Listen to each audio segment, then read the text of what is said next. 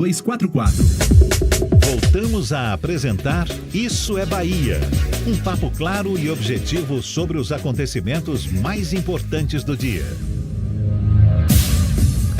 O líder do governo no Senado, Jacques Wagner, que é do PT aqui pela Bahia, declarou que a solução que está sendo articulada para os decretos de saneamento é a edição de um novo decreto. O novo texto seria discutido e acordado com o Congresso Nacional. Wagner acredita que esta é a forma mais rápida de assegurar investimentos. O diálogo sobre os decretos de saneamento deve continuar na próxima semana. O senador Jacques Wagner está conosco, é com ele que a gente conversa agora aqui no Isso é Bahia. Prazer recebê-lo mais uma vez, senador. Seja bem-vindo, bom dia. Bom dia a todos vocês que nos acompanham pelo Isso é Bahia. Boa sexta-feira, já sextou. Queria aqui cumprimentar Levi, Ernesto, Jefferson, o nosso pessoal da técnica, que eu não sei o nome. Paulinho, Laís. Pronto, obrigado. E dizer que para mim é um prazer. É que eu estou ouvindo pouco, estou dando pouca entrevista assim em estúdio, porque eu saio segunda-feira às 6 horas da manhã para Brasília. E só estou vindo hoje porque o presidente viajou, então como o gato está fora de casa, a gente pode dar uma fugida e espalhar aí um vir pouquinho. embora, porque também hoje está aí a ministra da Saúde. Vou para um evento daqui a pouquinho lá na Secretaria de Saúde, com muitos anúncios importantes, inclusive o novo extensão do convênio com Aristides Maltês. E de tarde, o ministro da Educação está aí em Lauro de Freitas para a inauguração. A gente está quase botando uma sucursal do Planalto aqui, de tanto ministro que está vindo aqui, né, senador? Pois é, mas é porque a Bahia foi muito importante para essa eleição, então tem que haver esse reconhecimento. Já estamos com o Rui lá na Casa Civil, eu estou na liderança do governo e o carinho do presidente Lula é grande por aqui. Eu acho que desde que ele virou presidente, a partir de 1º de janeiro, é o estado já que ele mais visitou. E aí dá um ciúme retado. Mas deixa eu ir para o teu ponto aqui. Deixa eu até te perguntar aqui, porque tudo bem que a gente até vem falando isso desde o comecinho do ano, né? O Brasil, bons ventos têm soprado na nossa direção. Agora, em nível nacional, senador, tem essa questão aí do marco do saneamento, o governo com dificuldades para aprovar, seja o decreto do marco do saneamento, tem a PL das fake news. O governo está enfrentando uma oposição muito ferrenha. Tem havido alguma crise de governabilidade? A gente ouve isso em certos setores. Não, repare, eu até já disse isso ao presidente Lula. Na verdade, ele volta ao Executivo Nacional, à presidência da República, num ambiente muito diferente do que ele teve em 2003. Quando a gente chegou em 2003, ele recebeu o governo de Fernando Henrique Cardoso, que é um democrata. Na minha opinião, tem começo, meio e fim. Evidentemente, em algumas coisas pensa diferente da gente, mas é da nossa mesma matriz, que lutou pela volta da democracia, etc, etc. Ou seja, eram coisas conversáveis. Então, nós recebemos o país, do ponto de vista fiscal, econômico, muito melhor do que recebemos agora. E o ambiente político, você sabe que na última eleição o ambiente político degradou muito. Totalmente. Até as relações intrafamiliares, as pessoais. As pessoas adotaram, ou sei lá, destampou uma panela do ódio, da raiva e, na minha opinião, da falta de respeito, que eu posso pensar diferente de você, Jefferson, de Ernesto, de Levi, de qualquer um, mas eu não tenho direito de ofender você, xingar e por aí ficar falando mal. E a gente recebeu, então, um país conflagrado e uma degradação da política nacional muito grande. Aquela história do orçamento secreto, que acabou julgado no Supremo Tribunal Federal, mudou completamente. Eu já fui deputado de 90 a 2002, 3 mandatos. E eu lhe digo que é totalmente diferente. Naquele tempo a gente debatia ideias, etc. Agora está tudo muito tensionado realmente. E eu diria muito mercantilizado as relações entre executivo. Então, não é o padrão que o presidente Lula quer atuar. Então, quando você fala da dificuldade, tem um pouco da dificuldade por isso, que o vício do cachimbo deixa a boca torta e agora o pessoal tem que, como se diz na gíria, desmamar. O presidente Lula está triste com essa história. Tem ministros que falam que ele está abatido, cabisbaixo, abatido, entristecido. Rapaz, o cara que pega se pica pro Japão, 12 horas de fuso, 30 horas de voo, porque tem que fazer 2 escalas por causa do avião dele. Chega lá, fica 2 dias e volta, não me parece que está muito cabisbaixo, não. Agora, é óbvio que ele pode estar, eventualmente, perplexo com a mudança que eu acabei de descrever aqui. Mas ele está com o gás todo, está com energia, tem uma ansiedade, porque são só 4 anos para repor. Porque, repare, quando a gente deixou o país, na época para Dilma, tinha uma série de uma rede social de proteção muito grande. Minha Casa Minha Vida, todos os programas, compras, o programa de compras, aquisição de alimento, para ajudar o pequeno agricultor, e por aí vai. A gente volta, ciência e tecnologia detonada, apoio às universidades detonado, crédito para o pessoal estudar detonado, Minha Casa Minha Vida foi embora, Mais Médico foi embora. Então, realmente, o Jefferson, às vezes as pessoas me perguntam, mas isso tudo não tem nada de novo. Eu digo assim, eu sei, estamos reconstruindo aquilo que era necessário e que destruíram. Agora que essas coisas voltaram para o lugar, Minha Casa Minha Vida, Mais Médico, mais investimento. Só para você ter uma ideia, no primeiro ano do Ministério do Transporte, nós vamos investir mais do que os 4 anos do último governo em estrada. O senhor, como líder do governo no Senado, que tem fama de... O senhor, que tem fama de um bom articulador político, sempre... Não é, sempre teve essa imagem te acompanhando. Como é que está esse desafio? Porque a oposição está mais forte dessa vez. Não é nem a oposição, sinceramente. A oposição está lá. A base do governo não parece que não está muito definida também. Não, né? é isso que eu queria dizer. É que a base do governo, eu diria que é uma base móvel. A depender do tema, você pode contar com mais gente ou menos gente. É isso que eu queria dizer. Quando me perguntam qual o tamanho da base, eu diz depende. Para determinar, por exemplo, o arcabouço fiscal. Mas esse depende é um problemão, não é? Sobre arcabouço fiscal, senador, aí pegando carona aqui na pergunta do Jefferson, mas estou lhe interrompendo pelo seguinte, tem uma parte da base que é mais gelatinosa, vamos dizer assim. Mas a base que seria mais, vamos dizer assim, sincronizada no aspecto político e ideológico, como, por exemplo, o PSOL. O PSOL votou contra a urgência do arcabouço fiscal.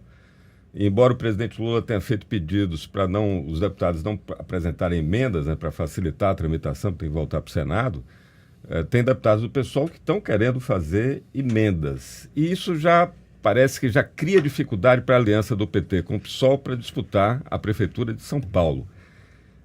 Eu estou lhe perguntando isso porque assim, nós estamos com umas 3 ou 4 CPIs na Câmara, tem a CPMI do 8 de janeiro e Jefferson lhe perguntou sobre a sua capacidade de negociação, o senhor sempre foi esse perfil conciliador, mas isso funciona num Congresso que tem essa configuração e que tem muitos deputados e até senadores também que, em vez da esgrima, parece que prefere mais um MMA, uma coisa mais... Só falta eu sair pancada. Qual é pior, o esgrima ou o MMA? Né? A esgrima, senador, deixa eu falar. É o bom da esgrima aqui. Esse é o mestre. Agora... Não, eu estou fazendo o meu trabalho. O presidente Lula pediu para eu ir para lá por conta dessa fama de ser um articulador, um conciliador. Confesso que o Senado é uma casa que eu diria mais tranquila para você fazer essa operação. Por quê? Porque são 81, na outra casa são 513, então só aí já é uma coisa diferente. Tem menos partidos presentes no Senado do que tem na Câmara dos Deputados. E, querendo ou não, o Senado renovou, não totalmente, 1/3, 2/3 continua lá. Então, querendo ou não, o pessoal que está no Senado é um pessoal que eu diria assim, mais sênior, mais...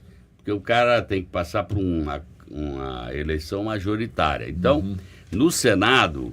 Por exemplo, quando a gente foi aprovar a PEC da transição, a gente teve mais facilidade no Senado, a gente aprovou com 64 votos de 81, e eu lembro que o presidente não estava nem sentado na cadeira, e na outra casa não, foi mais difícil, tivemos que perder alguma parte do texto.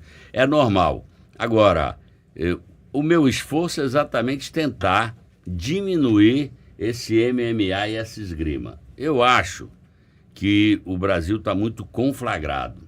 E a democracia não combina com essa bipolarização. A democracia é o espaço do diálogo. Você pensa assim, eu penso assado, vamos tentar chegar a um denominador comum. Se não chegou, vamos para voto. Quem tiver mais voto, levou. Não dá para ficar, desculpe o termo, na porrada o tempo todo. Torcida de futebol que é assim, gol de mão do meu time, eu acho que foi legal. O gol legal do outro time, eu acho que foi de mão. É assim o jogo da torcida, porque é paixão pura.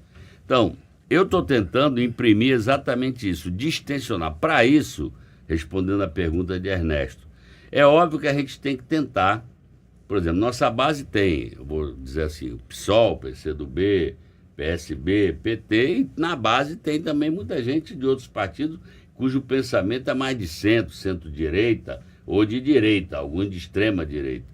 Então, é óbvio que quando o presidente Lula faz esse apelo, é para tentar diminuir essa distância. Eu acho que é legítimo, o PSOL tem o direito de apresentar a emenda dele. É que o pessoal fica dizendo assim, tá vendo? Os partidos, vou chamar assim, alinhados mais diretamente com vocês, apresentam emenda, por que eu não vou apresentar? Então é um pouco esse jogo.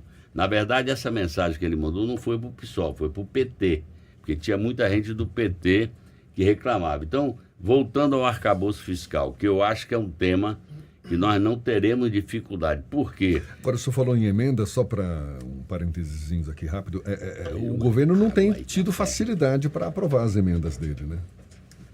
Que emendas você As fala? emendas em Tem geral. algumas derrotas em algumas votações, houve revés, até certo ponto natural, mas o que a gente lhe pergunta, senador, é se isso tem algum comprometimento para o cumprimento dos compromissos Na minha opinião, do não. presidente. Na minha opinião, não. Repito, as matérias centrais, na minha opinião... Arcabouço fiscal. Arcabouço, a reforma tributária já é um pouco mais difícil, que cada um tem sua ideia. Essa daí... Mas, por exemplo, acabamos de aprovar a MP do Minha Casa é Minha Vida, vamos aprovar do Mais Médico. Foi derrotado agora com o marco do saneamento. Não, aí deixa eu explicar o marco de saneamento, que é uma matéria que eu estou dedicado. O que aconteceu? O marco de saneamento foi votado no governo passado, 2020. Bom, de lá para cá, o ex-presidente fez uma série de decretos regulamentadores desse marco. Vou dar um exemplo. Nós estávamos praticamente tudo pronto em Feira de Santana para fazer uma PPP do saneamento. Quando ele regulamentou, ele disse que no máximo até 25% você pode usar de PPP. Porque, na verdade, o que eles fizeram é para privatizar tudo. A ideia deles, vamos dizer, o dogma é que tem que privatizar tudo, porque só assim vai dar certo. Coisa que eu não concordo. Você pode fazer como nós fizemos lá. Por exemplo, o emissário submarino da Boca do Rio é uma PPP. A Embasa paga todo mês pelo serviço prestado pela empresa privada. Então, vender que tudo que é privado é excelente, tudo que é público não presta, na minha opinião, é uma bobagem. Eu lhe aponto Paris, Berlim e mais 300 cidades da Europa que já tiveram seu saneamento privatizado e retornaram para o público. Por quê, Jefferson? Não adianta. Se você tem gente rica e gente pobre, muito pobre no país, ou você vai criar tarifa social, por exemplo, de energia, ou a pessoa não vai ter energia. Se eu não tivesse feito o investimento que eu fiz com a Embasa em saneamento, Feira de Santana não tinha praticamente nada. Vitória da Conquista não tinha nada. Cidade de Barreiras tinha nada. Barreira não tinha nada. O privado vai lá, depende. Se der taxa de retorno, ele vai. Se não der... Então fica todo mundo olhando para o filé mignon. Salvador, Feira, claro, são cidades de 700 mil, de 3 milhões de pessoas no caso de Salvador, tudo bem. Então o que ele fez? Ele foi regulamentando. Quando nós chegamos, estava claro que a data prevista para encerrar o que se chama de regionalização, que é em maio, estava vencendo. O decreto manda estender mais 2 anos, tira esse negócio de 25%. O que eu estou fazendo no Senado? Porque foi o PDL, que é para anular o decreto, foi aprovado na Câmara, veio para o Senado. Está na Comissão de Infraestrutura, cujo presidente é o senador Confúcio Moura de Rondônia, que é uma pessoa fantástica, na minha opinião. É um homem comprometido com o país, independente de estar em outro partido e tal. Bom, tá lá. Eu conversei com o presidente do Senado, chamei toda a oposição para conversar, chamei toda a base do governo, o ministro Rui Costa, que no final, na Casa Civil, é responsável pelos termos finais, vai ser chamado também para fazer essa negociação. Semana que vem, na terça-feira, nós temos um julgamento no Supremo Tribunal Federal, exatamente com o ministro Luiz Fux, para ver se concilia. Se o ministro Luiz Fux conseguir uma conciliação, acabou. E o decreto, ou o novo decreto fica aí. O que eu estou propondo? Porque se derrotarem o decreto publicado, o governo pode lançar uma MP, um projeto de lei. Vai atrasar mais ainda o processo do saneamento. Então eu chamei a oposição e disse assim, qual é o ponto que para vocês é fundamental? E vou negociar com o governo. Se a gente chegar a um denominador comum no Senado e na Câmara, a gente cancela esse decreto e vai fazer o novo. Aí você diz, é uma derrota? Ó, na democracia, como eu acabei de dizer, é idas e vindas de negociação. Ganha tudo, agora, é real e o que vocês dois falaram. E o arcabouço fiscal? Então, o arcabouço fiscal... Esse também está parado. Não. Foi votada a urgência dele, foi aprovado e vai ser votado semana que vem na Câmara, aí vai para o Senado. No Senado, na minha opinião, ele aprova rapidamente. Repare, o que você, Jefferson, e você, Ernesto, falaram é real.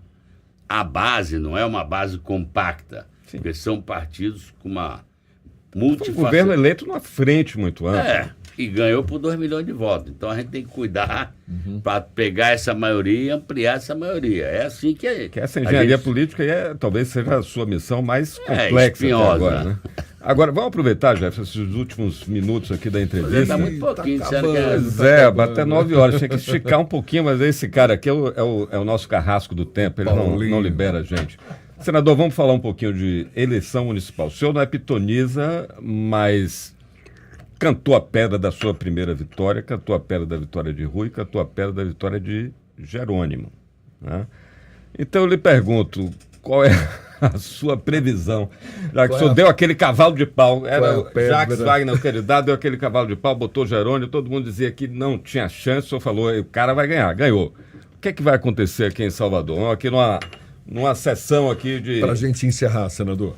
Não, aqui em Salvador, como em Feira também, que a gente... O senhor está trazendo o PSDB para a base de Jerônimo?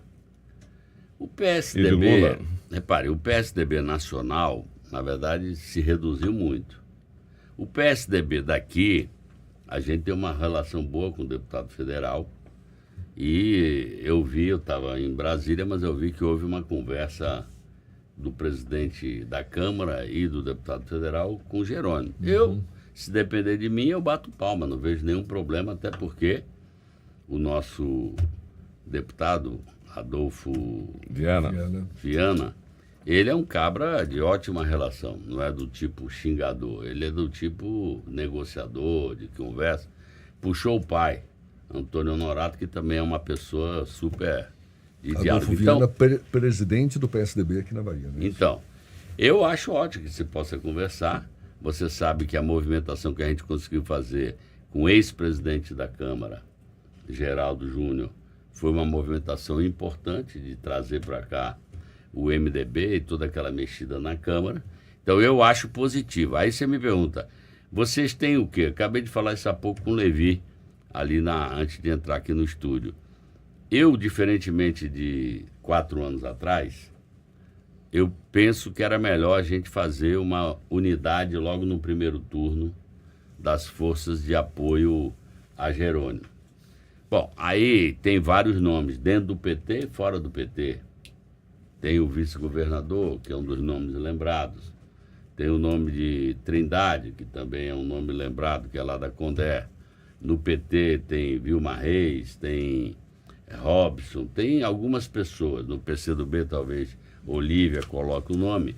Eu vou repetir, diferente da outra vez, como o atual prefeito vai para a reeleição, sempre é uma posição de mais vigor, eu acho que a gente deveria unificar as forças. Vou começar a fazer essas conversas amanhã, estamos juntando algumas pessoas para começar a conversar. O senhor aposta num nome do PT? Eu sempre digo que não precisa ser do PT, nós já temos o governo. Mas aí, do PT, pode ser um petista raiz, um petista Nutella, ou o senhor acha que o PT pode compor a chapa estando na vice? Eu acho que pode compor, pode estar na cabeça. Eu nunca entro num processo desse com, sabe... Uma ideia fechada. Uma ideia fechada que não funciona, né? Porque, na verdade, não sou eu. Exato. Se eu tiver uma tese, eu tenho que convencer os outros dessa tese. E tem muito som pela frente ainda, né, senador? Tem, não, mas não é só aqui, né? Nós temos que cuidar de Feira, de Vitória da Conquista, de Itabuna, de Ilhéus, de todas as cidades. Então, o presidente do PT, Éder Valadares, já fez várias incursões pelo interior para discutir. Porque, reparei, o que está acontecendo hoje? Como nós também ampliamos a nossa base aqui, o governo de Jerônimo, às vezes você chega no município, tem guerra entre dois aliados. Então, às vezes, você tem que admitir, não, tudo bem, então eu não tenho um lado aqui, porque são os dois meus apoiadores, e aí vai deixar as coisas acontecer. Como só tem segundo turno, não sei se Conquista já tem segundo turno, já. Tem, desde 2012. Só as 3 cidades, né? Toda vez, desde que Conquista passou a poder ter segundo turno, teve segundo turno sempre, 12, 16 e 20. Então, eu acho que a gente tem que preparar já, porque já estamos em maio, praticamente junho, e vamos tocar. Agora, eu estou mais focado, não vou mentir, eu estou cuidando muito mais do governo federal. Eu não estou tendo tempo de me dedicar como eu gostaria aqui de ir para o interior, porque realmente a missão que eu estou lá, e o presidente Lula chama sempre para conversar, toda hora eu estou no Palácio Planalto, vou falar com o Padilha, vou falar com o Rui, vou falar com o ministro, converso muito também com o colega Guimarães, que é o líder na Câmara, com o Randolph, que é o líder no Congresso. Então, eu não vou mentir, eu estou com menos tempo de dedicação, como graças a Deus na última aqui, apesar que todo mundo achava, quando eu deixei de ser candidato, o pessoal achou que eu estava entregando para Neto. Eu falei, rapaz, não tem o menor sentido, vou entregar para Neto por quê? Se foi meu adversário a vida inteira. Mas, graças a Deus, a nossa militância, os prefeitos, os vereadores e a população em geral, houve o reconhecimento do trabalho dessa caminhada de 16 anos, o trabalho de Rui, que também trabalhou muito, tem muita entrega, e Jerônimo foi um candidato excepcional. É um cabra simples, humilde, conversa com todo mundo, muita energia. Eu outro dia fui lá, ele estava trabalhando com o secretário de domingo. Aí eu brinquei, ó, isso aqui virou trabalho escravo, até domingo vocês estão trabalhando aqui, Mas eu acho que a gente tem que passar sebo nas canelas e se organizar para a eleição agora. Com certeza. Senador, Paulinho já está olhando feio para nós aqui. Já... Mas não é 9 horas não, Paulinho? Não, são 9 horas ele tem que ir. O cara não considera nem o senador da República. Pois é, mas ó, senador, muito obrigado. Sempre satisfação recebê-lo Não, aqui. o prazer é meu. Prazer realmente é meu. Só não pode demorar para voltar, porque a gente tem mais perguntas Não, mas aqui. isso. O problema é só aquilo que eu falei. Eu nem sempre estou vindo quinta-feira para cá. Eu vim ontem por conta da presença hoje da ministra da Saúde e do ministro da Educação. Mas muitas vezes eu estou vindo sexta-feira. Agora, se puder fazer alguma coisa por telefone, claro, aí para mim não tem problema. Vamos fazer. Vamos combinar. Por telefone o Paulinho também fica marcando em cima. Paulinho ele é carrasco do tempo de qualquer jeito. Eu libero mais um pouquinho de tempo. Valeu, senador, gente. Um abraço obrigado. forte, muito obrigado. Obrigado a você, Ernesto. Obrigado, Jéssica. Obrigado a Levi, que está aqui. Obrigado a todos vocês da técnica, da direção, da rádio. Agradecer a companhia de vocês aqui no Isso é Bahia. Desejo a todos uma boa sexta-feira, um bom final de semana. E estou lá, trabalhando para que a gente possa devolver prosperidade, alegria, o senso de família, porque esse é outro problema que me preocupa. As famílias estão muito detonadas. Conflagradas aí, não? O mundo, na verdade, é o seguinte, não é só no Brasil, não. O mundo está vivendo uma quadra meia complicada. Confusa, né? É menina entrando dentro de escola para matar os outros com arma e tal. Então, vamos ter uma sexta-feira, um fim de semana de paz. Que Deus abençoe a todos e obrigado pelo convite e pela companhia. Abraço.